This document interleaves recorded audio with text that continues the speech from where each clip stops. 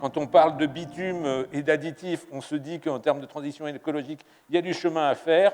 Eh bien, comment on peut concevoir un bitume plus éco-responsable et qui sera commercialisé par Total? C'est ce que va nous expliquer Laurent Bouteiller du DR CNRS. Bienvenue, Laurent. Merci, bonjour à tous. Donc, je suis directeur de recherche au CNRS, à l'Institut parisien de chimie moléculaire. Et mon objectif aujourd'hui, c'est de vous apporter un témoignage sur une innovation issue de mon laboratoire. Donc cette innovation, elle résulte d'une rencontre entre un laboratoire universitaire qui développe sa recherche avec une expertise pointue dans un domaine académique, et puis un industriel, en l'occurrence la société Total, qui, elle, a apporté évidemment sa connaissance du marché. Alors plus précisément, la thématique qu'on développe dans mon laboratoire, c'est ce qu'on appelle des polymères supramoléculaires. Donc vous avez l'illustration là. Donc ce sont des molécules qu'on conçoit pour qu'elles s'assemblent sous forme de longues chaînes, comme représenté sur la gauche. Elles s'assemblent sous forme de longues chaînes réversiblement. C'est-à-dire que dans certaines conditions, on va avoir les longues chaînes et donc on va avoir des propriétés qui ressemblent à celles des matières plastiques. Et par contre, dans d'autres conditions, typiquement si on chauffe un peu la température, si on élève la température, pardon, on va déplacer l'équilibre vers la droite, c'est-à-dire qu'on va dissocier les molécules et on va fluidifier fortement le milieu. Donc cette thématique, on la développe principalement pour des raisons académiques. Hein. C'est un système original, c'est un challenge de développer ces molécules parce qu'il faut pouvoir contrôler finement les interactions entre les molécules. Voilà. Alors bien sûr, on a présent à l'esprit un certain nombre d'applications potentielles. Par exemple, la réversibilité de ces systèmes fait qu'on peut imaginer faire des plastiques qui s'auto-répareraient spontanément. On peut aussi imaginer faire des additifs qui vont augmenter la viscosité de formulation, par exemple dans le domaine des cosmétiques, des lubrifiants ou des peintures.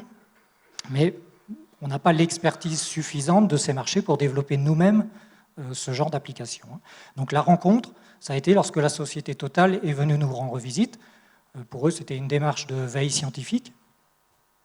Ils nous ont expliqué un peu leurs problématiques dans le domaine des bitumes, en particulier les problèmes de mise en œuvre.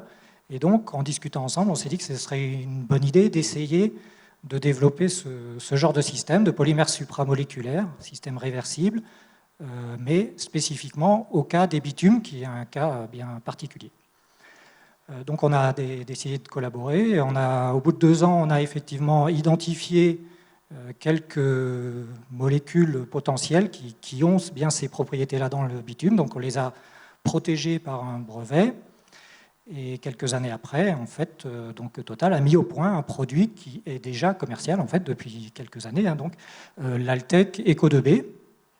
Produit, donc c'est un bitume qui a les mêmes propriétés que les produits concurrents, plus ou moins, les mêmes propriétés mécaniques, je veux dire.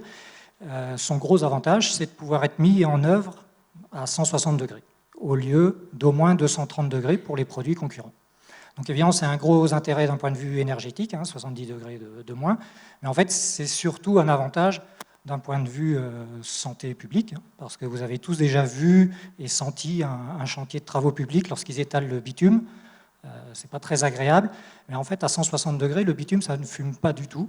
Il y a beaucoup moins d'émanations gazeuses. Donc c'est clairement, je pense, dans le contexte actuel de réduction de la pollution de l'air, c'est une petite contribution intéressante. Alors évidemment, il n'y a pas que les aspects techniques qui sont importants dans cette aventure. Il y a aussi tous les aspects juridiques. Les étapes de négociation avec l'industriel, qui sont des choses importantes et dont il ne faut pas négliger le temps que ça prend. Et donc, heureusement, tous ces aspects sont pris en charge très efficacement par la direction de la recherche et l'innovation de SU et par la SAT Lutech, qui nous ont, que je remercie pour leur participation à ce projet. Donc, au bilan, on pourrait croire que c'est facile, il suffit d'avoir une bonne idée, de rencontrer un industriel, de discuter avec lui et puis de développer un produit. En fait, c'est clairement pas si simple. En tout cas, dans mon expérience personnelle, j'ai déposé une vingtaine de brevets dans ma carrière. J'en ai 2 qui sont en maturation grâce à la Satlutech et un seul, donc celui-là, qui est en fait exploité commercialement. Donc clairement, en tout cas, je pense que c'est pas si simple. Et donc ma stratégie, c'est clairement de maximiser, d'optimiser les contacts qu'on peut avoir avec les industriels lors des congrès scientifiques, par exemple.